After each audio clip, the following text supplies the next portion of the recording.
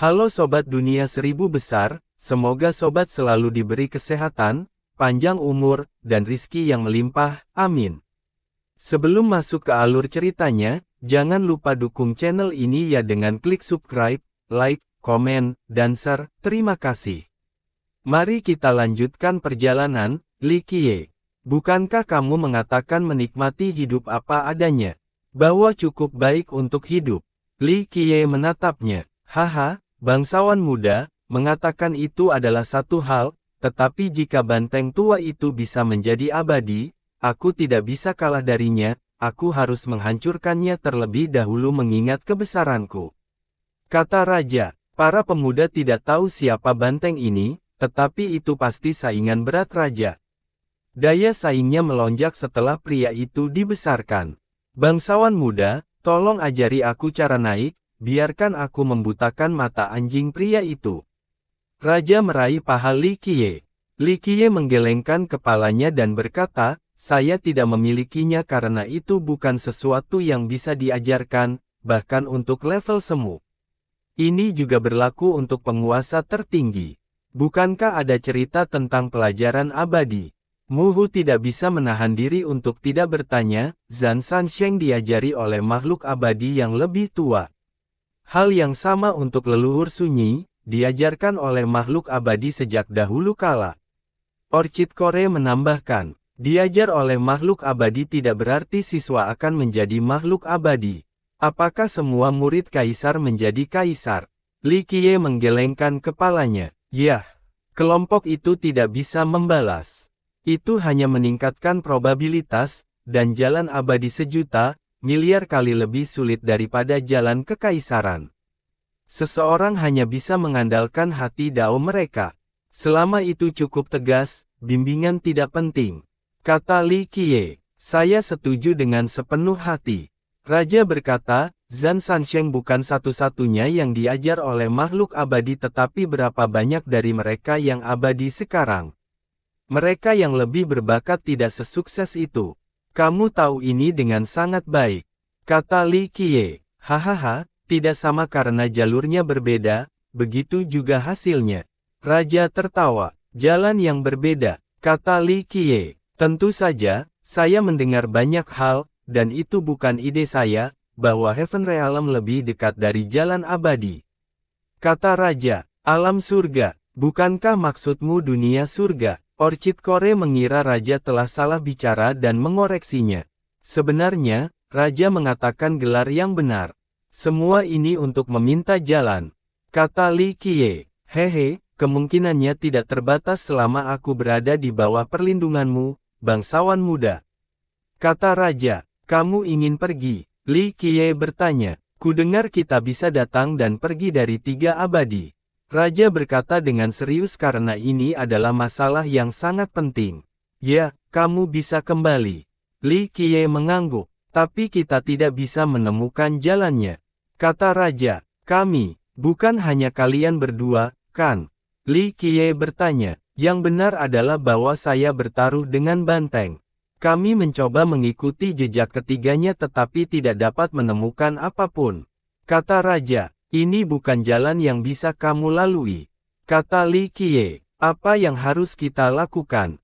Dia bertanya, jadilah abadi dulu. Li Qiye menjawab, Raja terdiam sejenak sebelum melanjutkan, harus ada metode lain. Bagaimana kamu mengetahuinya? Li Qiye bertanya, haha, banteng itu menerima informasi, bukan aku. Kata Raja, gadis itu menemukannya. Li Qiye tersenyum dan menatap ke cakrawala. Saya tidak yakin tentang itu. Raja tidak berani berkomentar. Itu bukan rahasia. Ya, ada metode lain dan agak sederhana. Hancurkan dirimu dan bepergian ke sana dengan hati dao. Kata Li Qiye, itu mungkin. Raja menarik napas dalam-dalam, tidak mengharapkan jawaban sesederhana itu. Namun, melaksanakannya adalah masalah yang berbeda. Kamu harus bertanya, pada dirimu sendiri, apakah kamu cukup bertekad? Li Qiye bertanya, bagaimana ketiga makhluk abadi itu melakukan perjalanan bola-balik? Raja bertanya, saya khawatir Anda semua memiliki kesalahpahaman. Hanya karena beberapa orang bisa menjadi abadi, mereka berpikir bahwa panggungnya tidak begitu luar biasa. Kata Li Qiye, kami tidak berpikir begitu. Raja tersenyum kecut. Ada tingkatan untuk ini. Pseudo immortal sejati tidak setuju dengan klasifikasi saat ini. Li Qiye berkata, adalah kesalahan besar untuk menjadi apa yang disebut abadi dan membunuh apa yang disebut abadi lainnya dan kemudian meremehkan 3 makhluk abadi. Saya yakin beberapa orang telah membicarakan topik ini sebelumnya. Kata Raja, dunia 3 abadi unik, jauh lebih unggul dari dunianya. Bagaimana ketiga makhluk abadi itu berhasil melestarikannya? Kata Li Qiye, Raja tidak memiliki tanggapan, menyadari implikasinya. Generasi mendatang tidak memiliki pemahaman yang benar tentang kekuatan 3 makhluk abadi dan penguasa tanah penebusan. Rai primordial terlebih dahulu sebelum mengambil gelar abadi, atau bahkan pseudo abadi. Li Qiye berkomentar sambil tersenyum. Bagaimana dengan Heaven Realm? Raja bertanya, jika kita mengukur makhluk abadi menggunakan warisan, maka jumlahnya agak tinggi. Li Qiye berkata, tapi untuk mencapai primordial, jauh lebih sedikit. Benar-benar sesuatu yang dinantikan semua orang. Raja menghela nafas. Benar-benar ingin pergi. Li Qiye bertanya, setiap orang yang mengetahui rahasia ini, bukan hanya aku, bangsawan muda. Kata Raja, belum tentu. Beberapa mungkin pergi ke sana hanya untuk menjadi umpan meriam atau hidup bersembunyi. Kata Li Qiye, benar, bahkan para Gizzards dari tempat penebusan bersembunyi. Kata Raja, surga jahat selalu menjulang di atas. Kata Li Qiye, terlalu jauh dari kita, terlalu jauh. Raja tersenyum kecut. Begitukah? Sepertinya tidak terlalu jauh atau terlalu dekat. Kata Li Qiye. Raja mengerti karena mereka berdiri di atas mayat leluhur Bodhi. Surga jahat membunuhnya, tidak mengizinkan kenaikan. Jika kamu ingin pergi, kamu harus bertanya apakah itu karena penasaran atau untuk memoles hati Daomu. Jangan pergi dalam kasus pertama, ya untuk yang terakhir dengan pembangunan kembali penuh. Kata Li Qiye, pembangunan kembali penuh mungkin tidak memungkinkan saya mencapai ketinggian saat ini. Raja berkata dengan lembut, masalah tekad. Kata Li Qiye, leluhur, ada batang berongga di sini.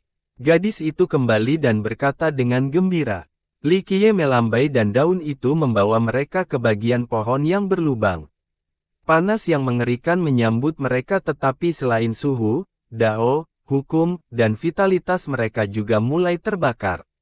Mereka menjadi tunduk pada kekuatan langit yang tinggi. Hanya dorongan sederhana akan menyebabkan mereka memasuki tahap pengapian.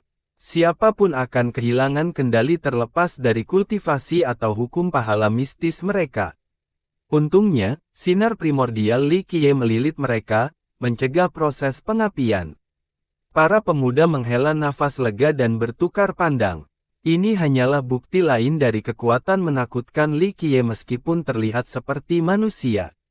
Saat mereka menggali lebih dalam, mereka menemukan dindingnya sangat keras.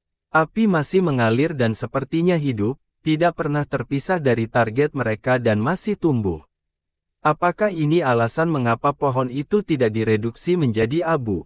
Sangat sulit. Putri Chen dengan penasaran melemparkan sesuatu ke dinding pohon. Suara itu menunjukkan ketangguhan dan benda itu langsung terbakar menjadi abu. Tentu saja. Bodhi hanya selangkah lagi untuk menjadi abadi. Tubuhnya tentu saja salah satu hal terberat di dunia ini. Kata Raja, jika disempurnakan, bukankah itu adalah harta pertahanan terkuat? Orchid Core berkomentar, kamu harus bisa mengangkutnya terlebih dahulu dan memiliki senjata yang cukup tajam untuk menebangnya, belum lagi memadamkan api kesengsaraan. Berapa banyak yang bisa melakukan semua ini? Kata Raja. Leluhur Bodhi tidak bisa memadamkan mereka, apalagi orang lain. Biksu Zhu menjawab, ya, dia jauh lebih kuat daripada mereka yang mencari tubuhnya sebagai bahan. Raja tertawa, hanya leluhur yang sunyi atau Zhan Sansheng, dan siapapun di level mereka. Kata Putri Chen, namun, mereka yang berada di level ini memiliki tubuh yang lebih tangguh daripada leluhur Bodhi dan tidak membutuhkannya. Haha. Itu sangat bagus. Menyempurnakannya menjadi senjata akan menghasilkan sesuatu yang mendekati artefak Paragon Sudo abadi. Raja menyentuhnya dan mengeluarkan air liur, pasti artefak Paragon zaman, mungkin saya harus melihat lebih banyak ke dalamnya. Semua orang bisa melihat dia tergoda untuk menggunakan mayat itu. Tentu saja, ini bisa dimengerti karena bahkan mayat kekaisaran mempertahankan keilahiannya dan memiliki nilai sebagai bahan kerajinan. Karena itu, beberapa sekte memilih untuk menyimpan mayat kaisar mereka dalam keadaan yang tersedia untuk digunakan selama krisis. Ini tragis bagi para kaisar karena mereka melindungi keturunan mereka ketika mereka masih hidup dan terus melakukannya setelah kematian, meskipun bukan atas kemauan mereka sendiri. Apakah kamu siap menghadapi kemarahan leluhur yang sunyi? Putri Chen memperingatkan. Haha, langit dan bumi tahu, kamu tahu, aku tahu, tidak ada orang lain. Raja memiliki kulit yang tebal. Saya akan membatalkan gagasan itu karena api kesengsaraan ini tidak normal. Kamu juga tidak bisa menahannya. Kata Li Qiye. Saya hanya membuat percakapan, itu saja. Raja tersenyum canggung sebelum menambahkan, jika seseorang dapat memperbaikinya bersama dengan api kesengsaraan, itu akan lebih baik daripada artefak Paragon zaman. Itu lebih mengesankan, memurnikan seluruh pohon menjadi satu potong arang yang berisi semua api.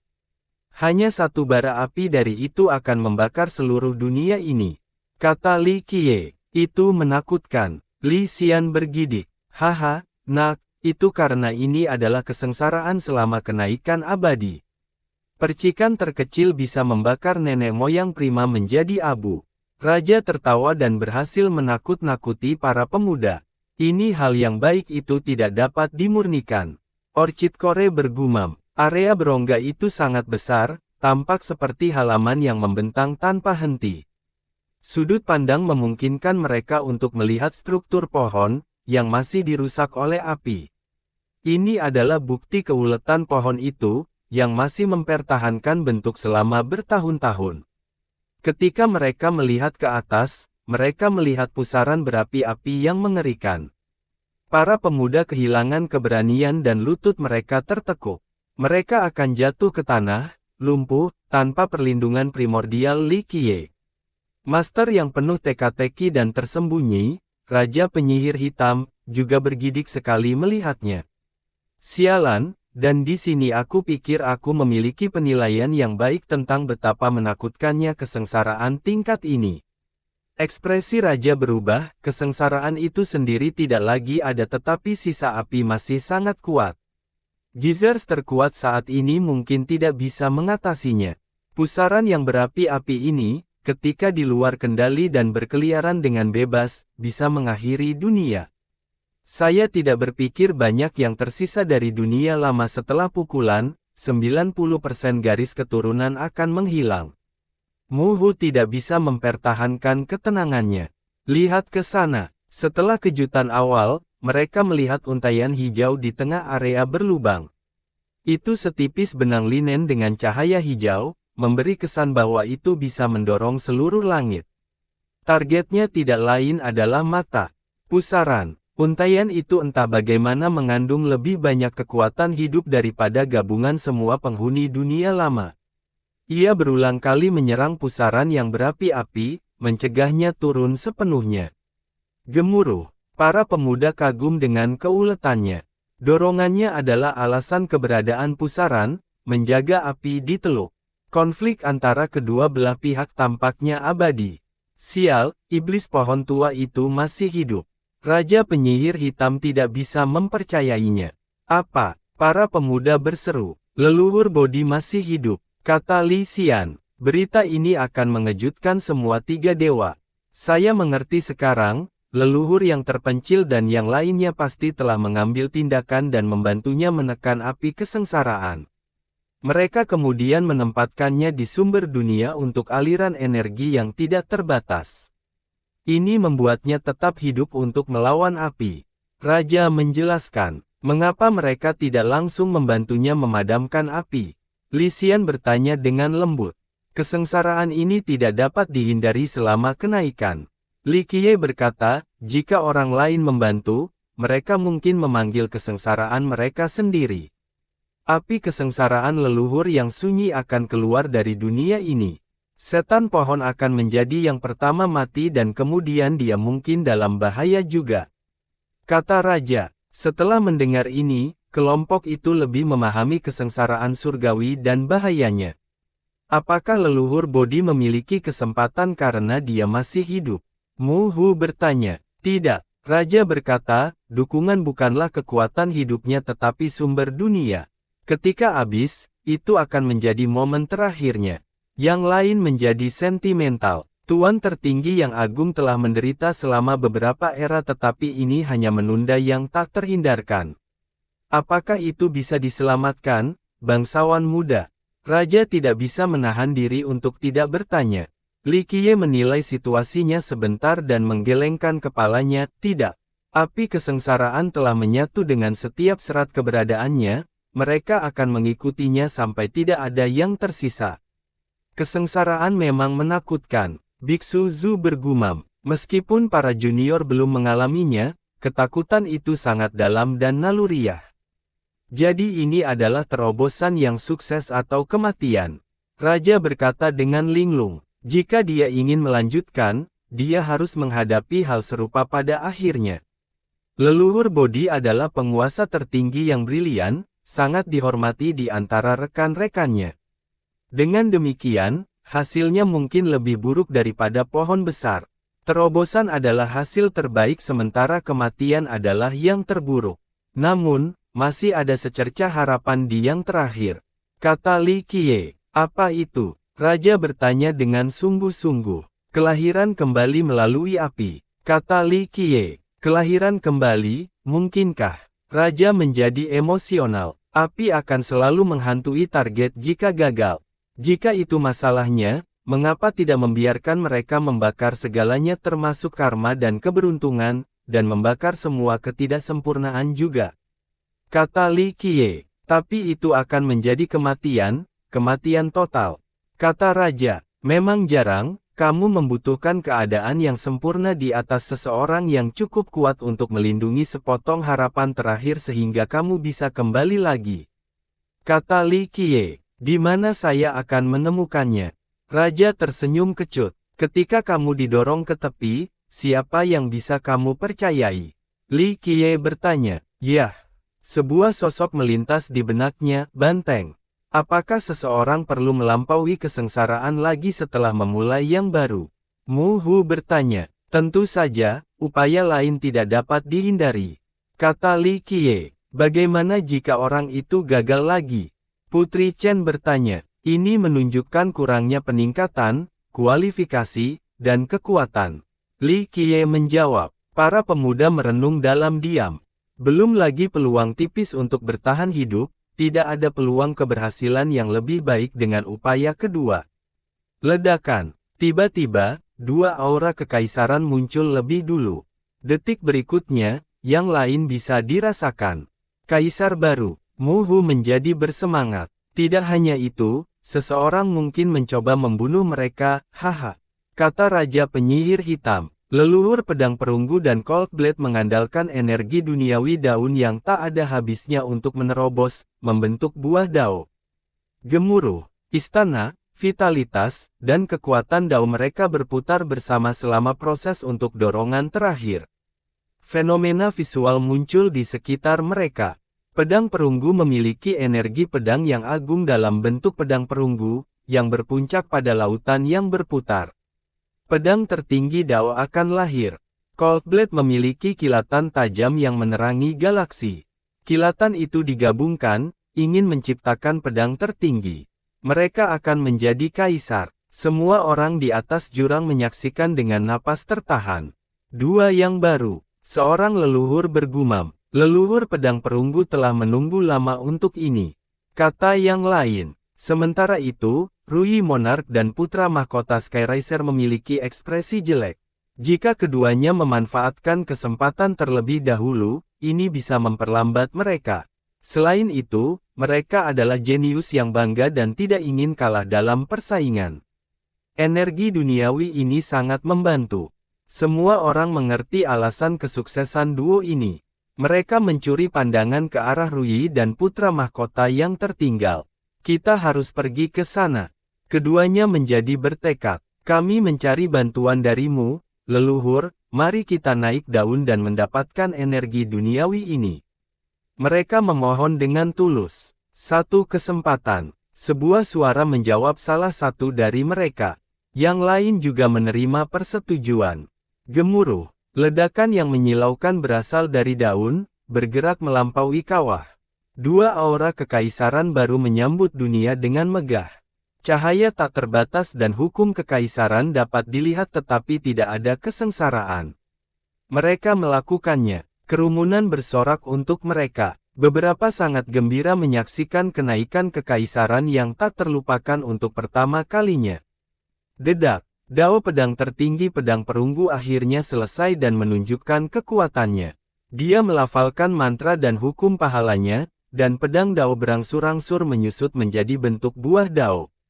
Ini akan membuahkan hasil. Banyak yang kagum dengan prosesnya. Sementara itu, Dao Cold Blade yang dingin dan cepat memengaruhi waktu. Saat menumpuk, itu juga berbentuk buah Dao.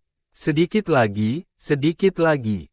Semua orang berdiri sambil menonton, merasa diberkati memiliki kesempatan ini. Leluhur, tolong. Pada saat yang sama, putra mahkota Skyriser dan Raja Rui telah membentuk platform Dao dengan bantuan anggota lain. Ledakan. Lingkaran cahaya ilahi turun dan membuat semua orang lengah, menandakan kekuatan di luar imajinasi mereka. Kekuatan leluhur prima. Mereka jatuh ke tanah, lumpuh. Mereka meminta bantuan dari Kerajaan Trinitas dan Sekte 72 Skyriser.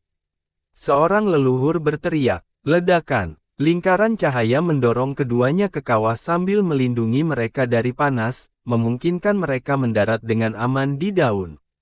Mereka berhasil. Penonton tidak bisa berpaling. Inilah mengapa menyenangkan berasal dari sekte yang kuat. Yang lain berkomentar. Mereka sendiri tidak cukup kuat untuk sampai ke sana tetapi dengan bantuan nenek moyang primal, itu menjadi cerita yang berbeda. Yang lain hanya bisa menonton karena mereka tidak memiliki hak istimewa yang sama. Keduanya tidak membuang waktu jalan-jalan setelah mendarat. Mereka bergegas menuju puncak tertinggi, membidik mata air. Apakah mereka melakukan ini? Kata seorang penonton. Kunci untuk menjadi seorang kaisar adalah energi duniawi. Kata seorang leluhur, rekan-rekan Taois, kita perlu meminjam area ini sebentar. Putra mahkota membungkuk ke arah Cold Blade dan Bronze Blade yang berbagi area tersebut. Berebut, Cold Blade berkata dengan mendominasi, masih fokus membentuk buah daunnya. Sangat galak, seorang leluhur menarik napas dalam-dalam. Karena perbatasan dewa hanya bisa lebih kuat dari sekte iblis dan dinasti Skyriser. Mereka membutuhkan pendukung yang lebih kuat. Kata seorang tembakan besar dan yang lain mengangguk setuju. Kami harus bersikap kasar jika Anda memilih untuk memonopoli tempat ini. Rui Monarch berkata, tidak ingin melewatkan kesempatan langka ini. Kamu sudah kasar, kata Bronze Blade, diambang menyelesaikan prosesnya.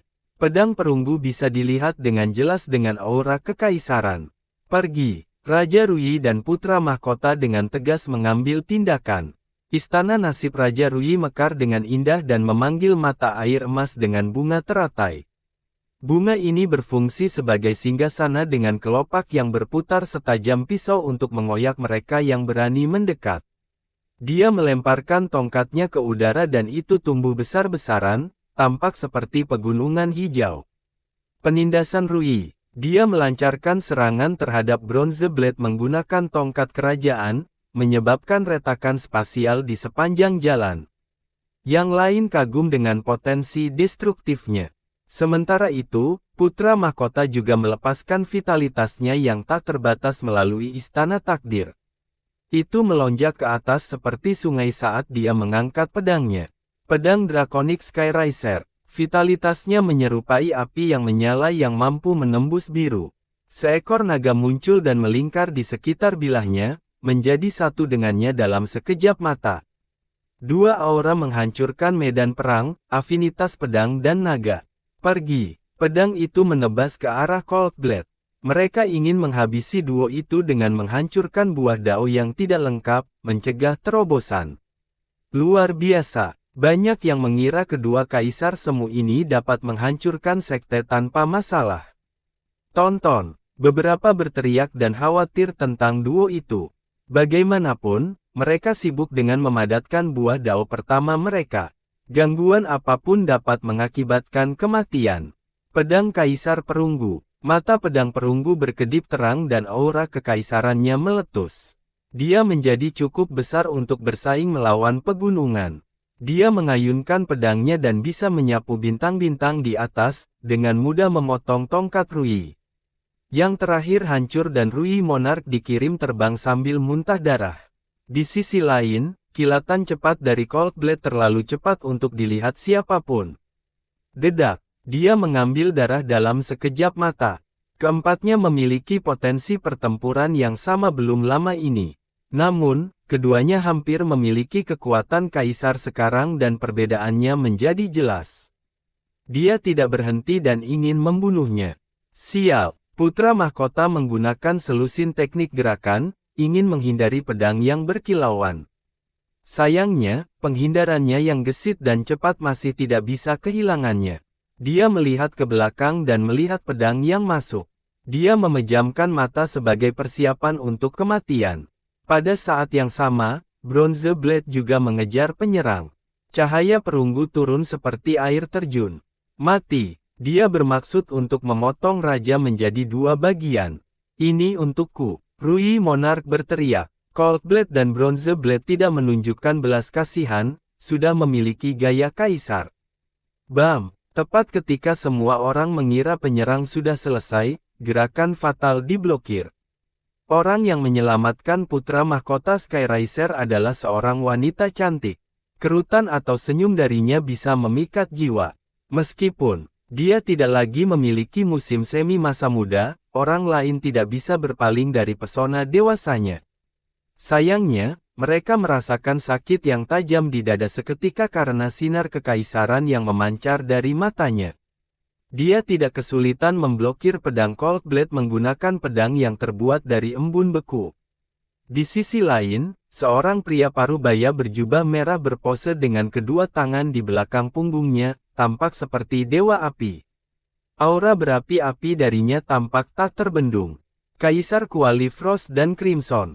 Yang lain mengenali mereka, pelindung dao mereka juga dibawa ke sini. Seorang ahli menarik napas dalam-dalam. Satu berasal dari dinasti Skyriser dan yang lainnya Sekte Iblis. Frost memiliki 9 buah, dikabarkan sebagai Iblis BGS. Crimson Cauldron adalah anggota suku api, memiliki penguasaan api yang tinggi dibandingkan yang lain. Selamat, rekan-rekan Taois. Hampir. Kuali Merah berbicara, memiliki 8 buah dao. Bronze Blade dan Cold Blade memiliki ekspresi serius karena mereka menghadapi veteran yang kuat. Mereka tidak bisa menyelesaikannya sekarang. Kerumunan itu menarik napas dalam-dalam. Sudah waktunya untuk menyerahkan daerah itu. Frost mengucapkan dengan dingin. Jika mereka mematuhinya, mereka harus menghentikan proses manifestasi buah dan gagal membuktikan dao mereka. Bersambung.